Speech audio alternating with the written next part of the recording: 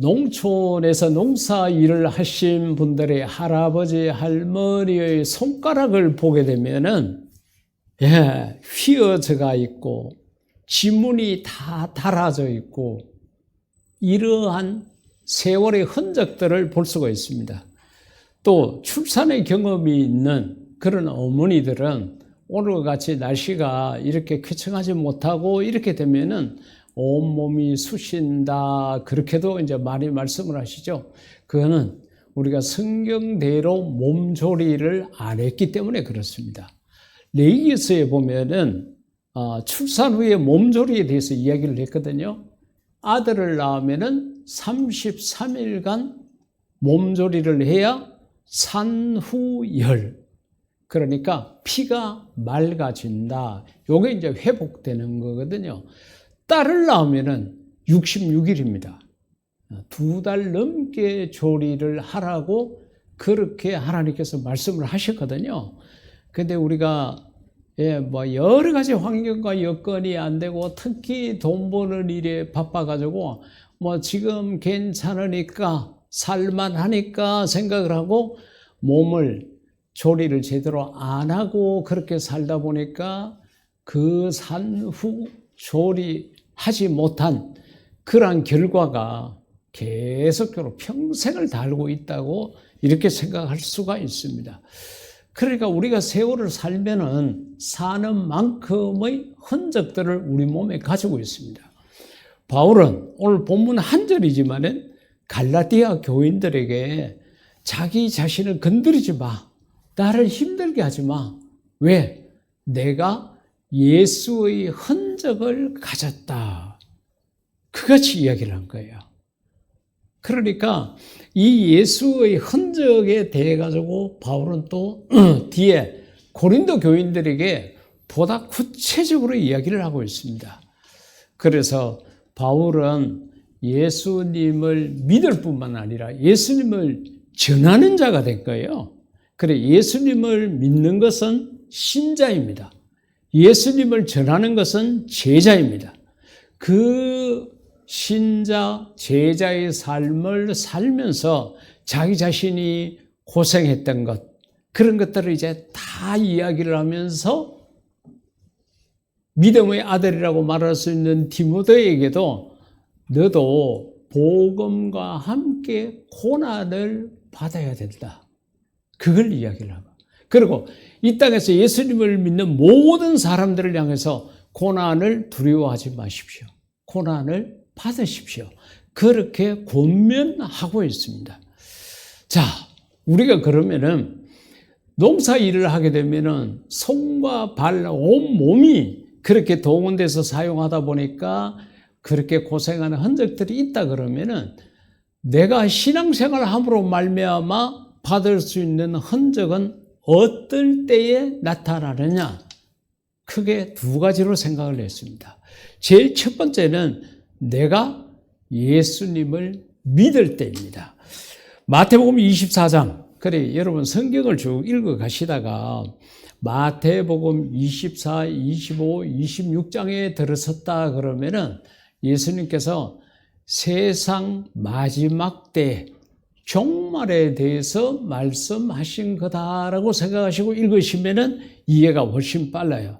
자, 마태복음 24장에서 예수님께서 뭐라고 그러는가 하면은 그때의 사람들이 너희를 환난에 넘겨주겠으며, 그러니까 지금 이것은 예수님께서 제자들에게 하신 말씀이에요. 그 제자들에게 그때에 하는 이야기는 마지막 때에 하는 이야기와 같습니다. 여러분 지금 우리가 살고 있는 세상, 이 지구 지금 기상이변 때문에 지금 우리 뭐 과일 농사가 안 돼가지고 뭐 국회에서는 사과 한 알에 10,000원 하는 게 뭐 말이 되느냐고 막 그렇게 따져 묻고 그러는데 갈수록 과일 드시기가 힘들어요.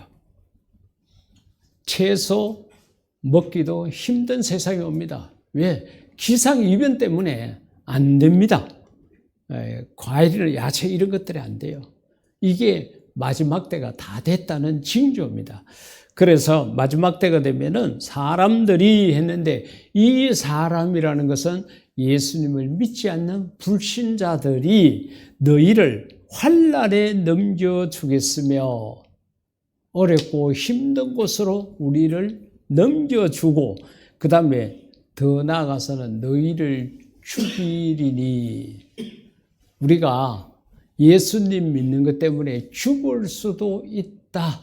그걸 이제 제자들에게 말씀하신 거예요. 너희가 내 이름 때문에 모든 민족에게 사랑을 받으리라 이래 돼야 되는데 미움을 받으리라. 모든 민족이라 그랬습니다. 모든 나라라고 그러면은 지금 전 세계 약 200여 개국의 국가가 있다 그럽니다. 그래, 이 200여 개의 국가로 끝이 나는데 그 국가 속에 민족이다 그러면요. 중국만 하더라도 30개가 넘는 족속이 살거든요. 그 족속을 이야기하는 겁니다. 그래서 지금 우리가 선교지에 복음을 들고 나가면요. 환영하는 데가 없습니다. 거의 다 못하게 합니다. 거의 다 가로막고 있습니다. 가는 곳마다 다 미움을 받고 있습니다. 이런 일이 있고 10절에 그때 많은 사람이 실족하게 돼요. 아이고 복 받으려고 예수 믿었는데 요거도 먹고 환난 당하고 때로는 이러다가 죽겠다 싶어가지고 신앙생활 포기해요. 실족한다는 말 아시죠? 그래서 가면 갈수록 교회에 출석하는 사람이 적어지고 예수님을 믿는 사람의 숫자가 적어집니다. 왜? 예수 믿고 복 받아야 되는데 아이고 이것은 뭐 미움을 받고 환난을 받고 죽임을 당하고 이러니까 중간에 이제 다 하나님을 던지고 다 떠나가는 거예요. 그 다음에 또 서로 잡아주고 여기서 서로라는 것은 교인들 간에 서로 잡아준다는 거예요. 교인들 간에 고발하고 저거 예수 제대로 믿는다. 저거 교회에 중요한 일을 하는 거다. 다 고발하게 된다는 겁니다. 서로 잡아주고 서로 미워한다 그랬습니다. 교회 안에 꼭 있어야 될 게 사랑이거든요. 왜? 우리를 만드신 하나님이 사랑이시고 교회의 주인인 하나님이 사랑입니다. 사랑이 넘치는 곳이 돼야 돼요. 사도행전 2장에 나타난 것처럼 네 것, 내 것, 물건 가리지 아니하고 서로 공용하고 날마다 모여서 기도하고 찬송하고 이렇게 해야 되는데 아니에요. 갈수록 자꾸 사랑이 빠져나가고 미움만 남습니다. 그래서 이 사람 말 들으면 저놈 죽일 놈이고 저 사람 말 들으면 이 사람 죽일 놈이고 전부 죽일 놈입니다. 예, 그래가지고 교인들 간에 서로 벽을 쌓고 이렇게 살아간다는 거예요. 그리고 11절에 보면 거짓 선지자가 많이 일어나. 그렇죠. 하나님을 믿는다고 하는 교회 안에서 찢고 뽑고 서로 싸우고 미워하고 고발하고 이러니까 이단들이 그 봐라. 그 교회 가짜다. 교인들이 저렇게 서로 잡아 죽이고 저러는데 그거 가짜야. 우리가 진짜다. 이래가지고 거짓 선자들이 많이 일어난다는 거예요. 거짓 선자가 많이 일어나 많은 사람을 미혹하게 했으며 지금 딱 우리나라 상황으로 생각을 하면 됩니다. 그리고 12절에 불법이 성함으로 세상이요. 법이 진리가 승리해야 됩니다. 정의가 이겨야 됩니다. 정말 그런가요? 아니죠. 지금 우리나라 선거를 앞두고 있는 정치판 보십시오. 거기에 정의가 있습니까? 진리가 있습니까? 착함이 있습니까? 양심이 있습니까? 도덕이 있습니까? 윤리가 있습니까? 아무것도 아닙니다. 아무것도 없어요. 그런데 이런 것들이 교회 안에서도 일어난다는 거예요. 그러니까 교회 안에 사는 사람 다르고 교회 바깥에 있는 사람 다르고 이게 아니라 내나 교회 안이나 바깥이나 그 사람이 그 사람이라는 거예요. 똑같이 불법이 성함으로 많은 사람의 사랑이 식어지리라. 결국은 그겁니다. 사람들 마음속에 서로 용서하고 이해하고 용납하고 받아주고 이게 없어요. 사랑이 참 식어져 간다는 바로 그 이야기를 지금 예수님께서 하신 이야기예요. 다른 사람이 한 게 아니라 그것도 제자들에게 했는 이야기입니다. 자, 그렇다 그러면 이제 예수 믿어야 되나 말아야 되나 갈등이 생기죠. 그래서 여러분들이 믿음을 든든하게 하고 굳건하게 할 수 있는 것은 하나님의 말씀을 배우는 길밖에 없어요. 하나님의 말씀이 능력이 있고 하나님의 말씀이 우리에게 지팡이가 되고 하나님의 말씀이 우리의 갈 길을 열어주는 등불이 되는 거예요. 그래서 성경 공부가 중요한 겁니다. 그러면서 예수님이 마지막에 13절에 이런 말씀을 하셔요. 그러나 세상은 그렇게 돌아가지만은 끝까지, 이 끝까지가 언제까지인가 하면 예수님이 다시 오실 때까지, 또 하나는 내가 하나님 앞에 설 때까지, 내가 죽을 때까지라는 거죠. 끝까지 견디는 자는, 이거는 지키는 자를 넘어가 견뎌야 돼요. 왜? 앞에서 말씀하셨죠. 환난도 있고 핍박도 있고 죽임도 있고 미워함도 있고 고발하는 것도 있고 막 이런 것들이 있으니까 이거 그냥 지나는 것이 아니라 견뎌야 된다는 거예요. 우리의 영적 체질이 강해야 된다는 거예요. 조금 전에 우리가 찬송을 불렀던 것처럼 십자가 군병이 돼야 된다는 거예요. 그래야 내 믿음 지킬 수 있어요. 그렇지 않으면은 우리는 영락없이 실족하고 넘어지고 낙오되고 마는 것입니다. 그래서 예수님께서 이 말씀을 하신 거예요. 끝까지 견디는 자는 구원을 얻으리라. 할렐루야. 여러분, 그렇기 때문에 우리가 견딜 수 있는 체질을 가져야 된다는 거죠. 세상은 모든 것은 마지막이 있습니다. 전도서 기자가 전도서를 읽어보면 그렇잖아요. 세상 만사에 때가 있다고. 일어설 때가 있으면 넘어질 때가 있고, 웃을 때가 있으면 울 때가 있고, 살 때가 있으면 죽을 때가 있다. 모든 시기에 대해서 쭉 이야기했잖아요. 모든 것 다 마찬가지입니다. 우리가 이 땅에서는 영원한 것이 없습니다. 우리도 다 하나님 앞으로 다 가야 되거든요. 단 언제 갈려지 그 날짜를 모르고 있을 뿐이에요. 하나님이 참 희한하신 게요. 생일은 예측할 수 있도록 하셨습니다. 그래서 어머니 뱃속에서 이렇게 잉태가 돼가지고 그러면은 언제쯤 출생할 것이다. 이게 이제 가능하도록 했어요. 그래서 출산을 준비하고 모든 것들을 예비할 수 있도록 했는데 죽는 날은요, 모르게 하셨어요. 만약에 우리의 생일을 알 수 있도록 하신 하나님께서 우리의 제삿날도 알 수 있도록 했다 그러면 하루 지나면은 한숨이 나오겠죠. 아이고, 이제 내가 살 날 얼마 남았다. 한 달 지나도 1년 새해에 뭐 희망을 갖고 없죠. 내년이면 내 죽는다. 열흘 뒤에 내 죽는다. 이걸 알면 사람 못 살죠. 그래서 하나님께서 우리가 이 세상을 죽을 날은 예측을 할 수 없도록 했습니다. 야고보가 이야기한 것처럼 너희 인생이 뭐냐? 너 모습이 뭐냐? 안개와 같다. 그것이 이야기를 한 거예요. 그러니까 우리가 생일은 미리 알 수 있되 내 죽는 날은 모르는 것이 하나님의 은혜인 줄 알아야 됩니다. 그래서 하루하루 살 때에 하나님, 오늘 하루도 더 살게 해주셔서 감사합니다. 오늘 또 주일을 한 번 더 주셔서 이렇게 예배 드릴 수 있게 해주셔서 감사합니다. 항상 하루하루를 감사하며 살아갈 수 있기를 주의 이름으로 부탁드립니다. 그래서 우리가 하나님 말씀대로 살려고 할 때에 이런 어려움이 있습니다. 하나님 말씀대로 안 살면요, 어려움도 없습니다. 요나 보십시오. 하나님이 가라는 니느웨로 안 가고요, 도망가려고 다시스로 이렇게 도망을 가려고 그러니까 배가 딱 준비되어 있는 거 보십시오. 우리가 하나님 말씀대로 안 살면요, 진짜 이런 고난 안 받습니다. 우리나라 축구 선수 손흥민이라는 선수를 여러분 아시잖아요.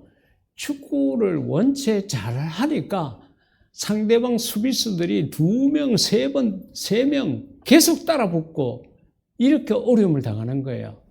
근데 못하는 선수는 그냥 가만 내버려둡니다. 저거 뭐 저렇게 쫓아다니고 저렇게 하다가 지금 지대 넘어지거나 아니면은 영양가 없이 그냥 공 차버리고 만다고 가만 내버려둬요. 마찬가지예요. 우리가 어렵고 힘든 이 세상 속에서 그래도 예수님을 구주로 영접하고 하나님을 나의 아버지로 모시고 어렵고 힘들더라도 하나님 말씀대로 살아야 되겠다 생각을 하고 그렇게 살아갈 때에 많은 환난이 있다는 것, 그걸 우리가 생각을 해야 돼요. 성경대로 살면 살수록 환난의 강도가 강하겠죠. 잘하는 축구 선수일수록 많은 수비수가 힘들게 하는 것과 같습니다. 그래서 여러분 그렇게 생각하십시오. 내가 교회를 다니고 내가 성경 말씀대로 살려고 하니까 이렇게 어려움이 닥친다 생각할 때에 아이고 이래가지고 예수 믿겠나 이거 예수 못 믿겠다 그렇게 생각하지 말고 정말 내가 예수를 제대로 믿고 있구나. 내가 정말 잘하는 영적 축구 선수가 맞구나. 내 믿음이 올바르구나. 이렇게 생각하시고 여러분이 오히려 그 환난 속에서 기뻐하고 즐거워할 수 있기를 주의 이름으로 부탁드립니다. 두 번째로는 어떻게 살려고 하면은 환난이 있고 고난의 흔적들이 생기게 되느냐. 바로 고린도후서 11장 23절에서 27절까지 말씀 속에 보면은 바울이 자기 자신이 예수님을 이제 전하기 시작했잖아요. 다마스커스에서 예수님을 만나고 난 다음에 그가 3년 동안이나 성경 공부를 합니다. 그때 성경 구약 성경이죠.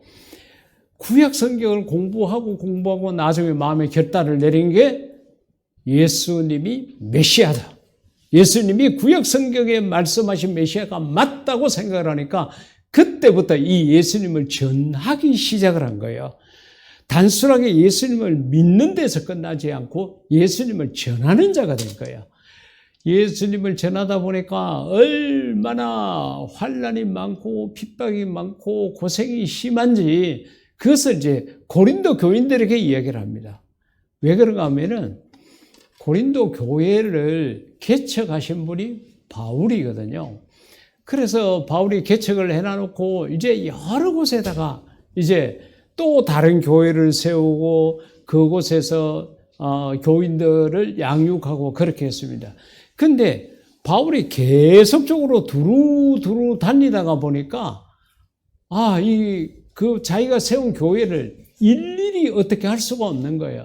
그래서 교회에다가 편지를 보내서 열심히 하라고 또 그 교회에 대한 좋은 소식이 있으면은 내가 좋은 소문을 듣고 있는데 막 격려도 하고 막 위로도 하고 그렇게 했습니다.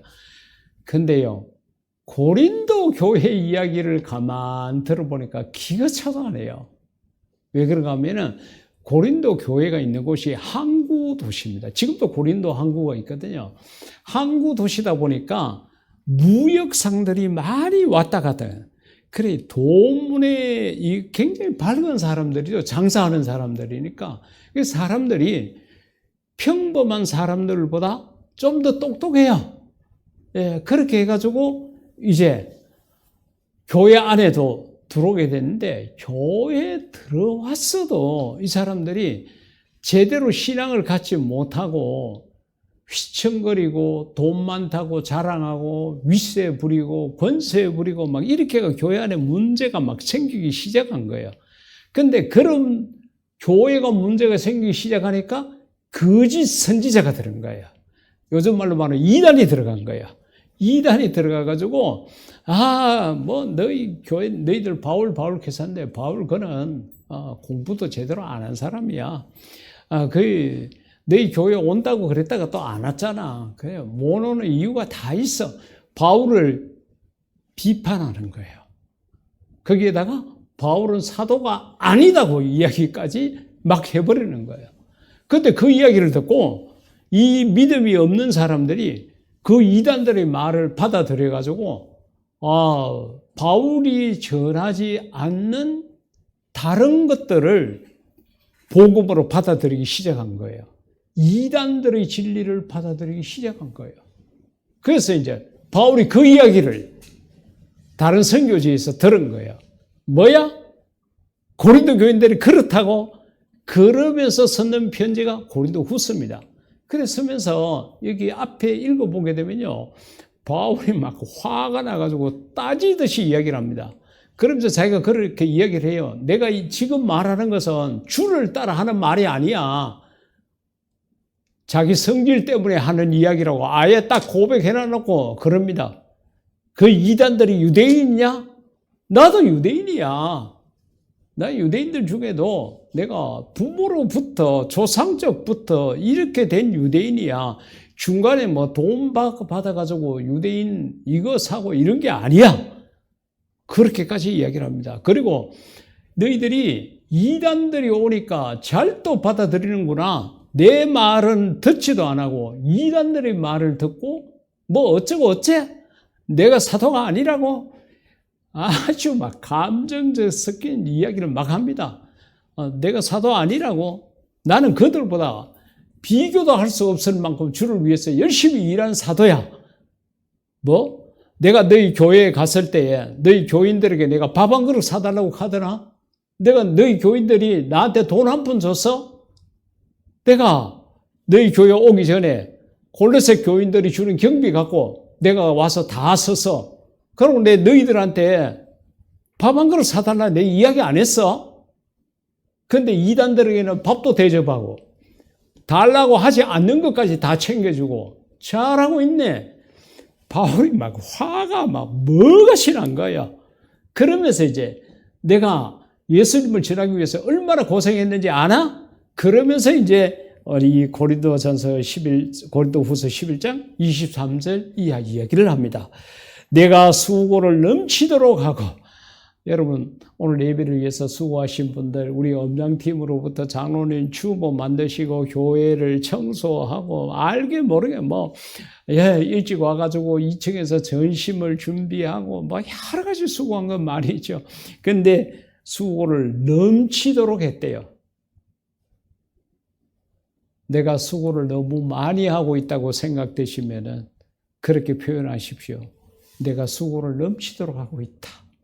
바울은 그렇게 이야기한 거예요. 그리고 옥에 갇히기도 더 많이 하고 바울은 감옥에 3번 들어갔거든요. 마지막으로 들어간 감옥이 로마에 있는 마메틴 감옥입니다. 이 감옥은 지금도 가면이 있습니다.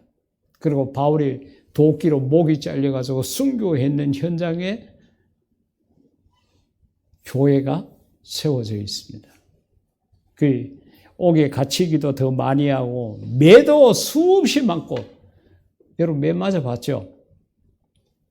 제가 군대 생활할 때에 쫄병 때입니다.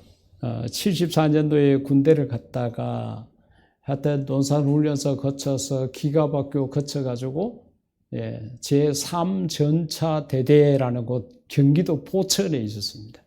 갔는데 첫 번째 주일이 될 거예요. 주일날 낮에 예배를 갔다 왔습니다. 예배에 간다고 이야기하고 갔다 왔어요. 저녁 예배에 갔다 왔습니다. 근데 저녁 예배 갔다 오니까 고참 아직 그 이름도 기억을 합니다. 상병인데 부산 사람이었는데 아이고 주일날 낮에 예배를 갔다 왔으면 당연히 밤에도 예배를 가는 줄 알 거 아니에요. 근데 아마 터집을 잡았던 것 같아요. 보고하지 않고 쫄병이 군대 갔다 왔다고 엉덩이를 10대를 맞았거든요. 그 10대를 때린 게 탱크 부대라 가지고 우리 흔히 오한마 자루라 그러죠. 큰 꽃갱이 자루. 그게 이제 탱크에 실려 있습니다. 그걸 갖고 10대를 맞았는데 3대를 엉덩이를 엎드려 뻗쳐 해가지고 맞으니까 못 견디겠더라고요. 털썩 그냥 엎드렸습니다. 그래도 하여튼 10대는 다 때렸어요. 한 5대 맞았을 때부터 막 엉덩이가 축축함을 느꼈는데 피가 이제 터져 나온 거예요. 이제 살이 이제 찢어져 가지고. 그때 흰 광목으로 만든 팬티를 줬는데 그게 나중에 열 때 다 맞고 겨우 어떻게 일어나서 보니까 피에 다 젖은 거예요. 그만치 세게 얻어맞았습니다. 제가 그걸 맞으면서 예수님의 십자가도 생각했고 내가 여기서 신앙생활 포기하면 안 되겠다. 이제는 이를 악물고라도 교회를 가야 되겠다. 그렇게 생각한 거예요. 근데요, 보통 그렇게 맞고 나면 한 일주일간은 그런 거를 제대로 못 끊는답니다. 근데 놀랍게도 그 이튿날 자고 났는데 상처가 하나도 없어요. 멍이 하나도 없어요. 걷는데도 아무 불편함이 없는 거예요. 하나님께서 치료해 주신 거예요. 여러분, 매 맞아 보셨습니까? 바울은 예수님을 전하는 것 때문에 매를 맞았다고.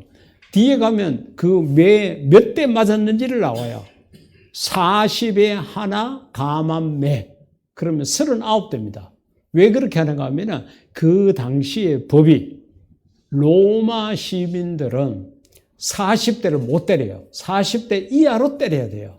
그러니까 바울이 로마 시민권을 가지고 있으니까 39대를 때리고 39대를 5번이나 때렸다는 거죠. 그만치 많이 맞았다는 거예요. 우리가 예수님을 전하다가 이런저런 환난 당하고 어려움 당하죠. 인도에 선교 활동을 가신 분, 최근에 갔다 오신 분 이야기를 들으니까 정말로 힘든 상황이라고 모든 것에 감시를 하고 예수 애자도 끄잡아내지 못하도록 그렇게 하고 하나님 절대 못 전하도록 그렇게 하고 있다는 이야기를 들었습니다. 자, 바울은 또 계속 이야기를 합니다. 여러 번 죽을 뻔하였으니, 아이고 우리도 죽을 곱이 이래저래 느끼죠.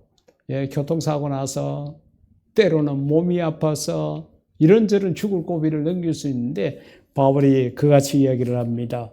그리고 뒤에 24절에서 조금 전에 말씀드린 것처럼 40에 하나 감한 매를 5번 맞았다고 3번 태장으로 맞고 1번 돌로 맞고 3번 팥은 배를 타고 갔는데 배가 부서져요. 폭풍 때문에. 그런 일을 당해서 일주일을 깊은 바다에서 지냈으며 배 조각을 붙잡고 일주일 동안 바다 위에 떠 있었다는 그런 이야기죠. 26절에 보면 여러 번 여행하면서 이건 지금 여행이 아니에요. 전도 여행을 이야기를 합니다. 하면서 강의 위험, 강도의 위험, 두 강씨의 위험이 있었어요. 강이 그 이스라엘 땅은 비가 퍼붓게 되면은 없던 강이 갑자기 생기게 돼요. 그래가지고 익사사고 많이 나고 그렇게 했거든요. 바로 그런 모습을 이야기를 하고 그 다음에 강도의 위험들, 특히 에스자손의 후손들이 지금 저 요르단에 가면은 페트라라는 곳이 있습니다.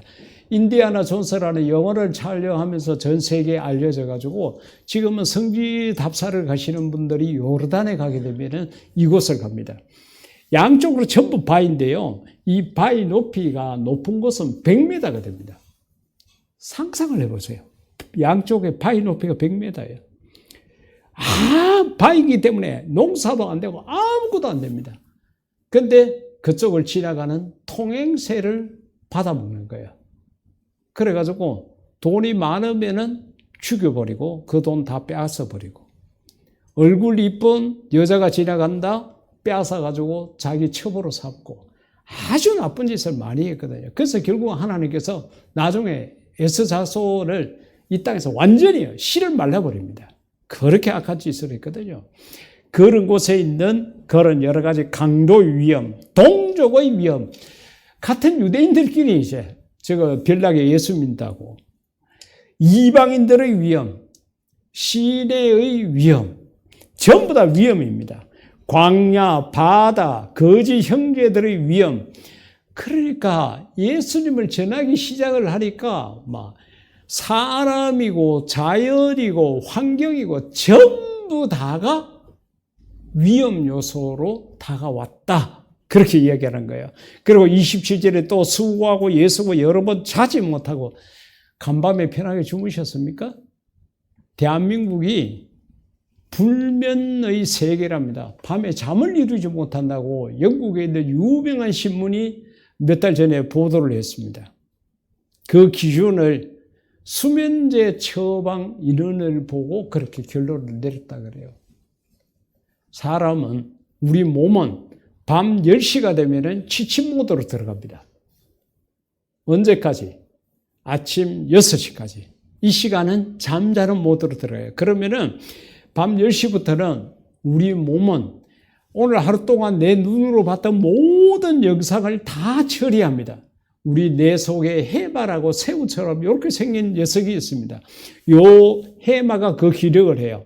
그래가지고 이것은 지워버리고 이것은 보관하고 해마가 스스로 판단을 해요. 요건 우리 주인이 기억해야 될 것. 요거는 우리 주인이 필요 없다고 생각하는 것. 그렇기 때문에 저는 해마를 위해서 항상 기도합니다. 하나님, 해마가 지혜롭게 해주십시오. 해마가 멍청해가지고 설교 준비해다가 다 날라버리고 이렇게 한다 그러면 제가 어떻게 설교하겠어요? 여러분도 그렇게 하십시오. 깜빡깜빡하고 기억력이 없어지고 그러면은 해마의 건강을 위해서 기도하시고 해마의 건강에 좋은 견과류 같은 거 반드시 드십시오. 그렇게 되면은 내 건강이 나의 건강을 지켜줍니다. 하여튼 그렇게 영상 처리를 하고 귀로 들었던 오디오 전부 다 들었던 소리 중에 이거는 없애야 될 거, 이건 말해야 될 거 전부 다 그렇게 합니다.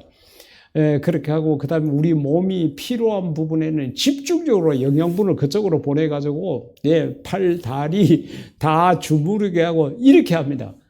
근데요, 밤 10시가 돼도 안 자요. 몸은 지침 모드 들어가 있는데 이 인간이 안 자. 그러니까 어떻게 해요? 우리가 여행 가서 호텔에 묵고 있는데 이제 우리가 아침밥을 먹고 여행지로 떠나게 되면은 그 호텔 종업원들이 들어와서 침대도 다 새롭게 다 메이크를 다 해놔놓고 비품 다 정리해놓고 하잖아요. 근데 내가 안에 그냥 있게 되면은 청소 못하죠. 그거하고 똑같습니다.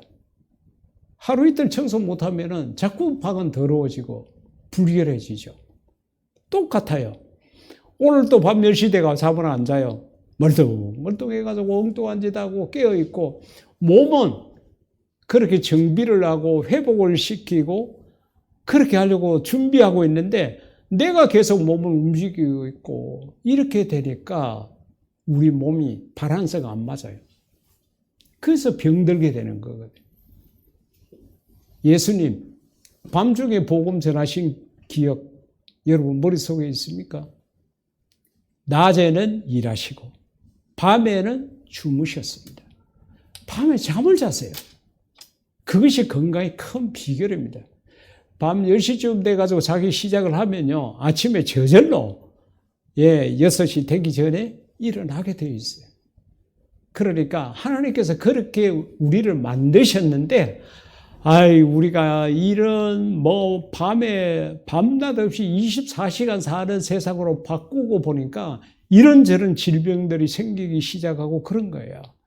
자, 하여튼 잠을 자지 못하는 그런 어려움이 있었고 줄이고 목마르고 여러 번 굶고 춥고 헐벗었다고 예수님을 전하기 시작하면 부자가 되고요. 잘 되는 게 아닙니다. 이런 고난을 당하는 거예요. 그렇기 때문에 우리가 예수님을 믿을 때도 그렇고 복음을 전할 때는 더 그렇습니다. 그래 바울이 이렇게 실컷 고생하고 이러니까 믿음의 아들이라고 생각하는 디모데에게 부탁을 하죠. 디모데후서 4장 7, 8절에 나는 선한 싸움을 싸우고 조금 전에 찬양 들었죠. 선한 싸움 다 싸우고 의의 멸류관 바로 이 구절입니다. 나의 달려갈 길을 마치고 믿음을 지켰으니 이제 후로는 나를 위하여 의의 멸류관이 예비되었으므로 여러분 그렇게 예수 믿으면 고생하고 복음 전하면 더 큰 고생하고 그러면 뭐 하려고 예수 믿는데? 이럴 수 있잖아요. 근데 그게 아니에요. 여러분이 예수 믿는 것 때문에 복음 전하는 것 때문에 고생하면은 하나님께서 그걸 다 갚아주십니다. 그게 면류관이라는 거예요. 그래서 요한계시록 가운데 보면 한 7가지 그러한 면류관을 종류를 이야기했는데 아마 그것은 더 많은 면류관이 있는데 요한이 자기가 기록할 수 있는 데까지 기억할 수 있는 데까지 기록한 게 그럴 거예요. 여러분들이 남모르게 신앙생활하는 것 때문에 복음 전하는 것 때문에 힘들고 어렵고 괴롭고 고통스러운 일을 당하는 것 하나님은 다 알고 계십니다. 그리고 여러분에게 상급으로 주실 거예요. 그 상급을 기대하십시오. 예수님이 왜 십자가의 고난을 당하셨는가? 하나님 말씀을 전했기 때문입니다. 예수님께서 유대인의 말을 듣고 대제사장 장로들과 협력관계가 잘 이루어졌다 그러면은 예수님은 장수했을 수도 있었을 것입니다. 그러나 예수님은 세상과 타협하지 않았습니다. 하나님 말씀을 말씀 그대로 전했습니다. 하나님께서 주신 사명을 십자가에서 다 감당을 하실 거예요.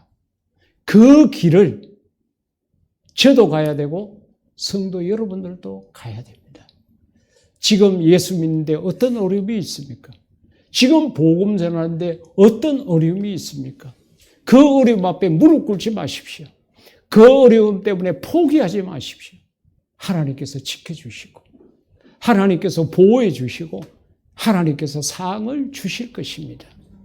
우리는 주님 가신 길 십자가의 길을 당연히 마땅히 가야 될 주의 제자들입니다. 이 시간 우리 다 같이 기도할 때에 하나님, 내가 예수 믿는데 내가 복음 전하는데 어떤 어려움이 있더라도 절대 포기하지 않고 끝까지 십자가의 군명으로 나아갈 수 있게 해달라고 기도하시겠습니다.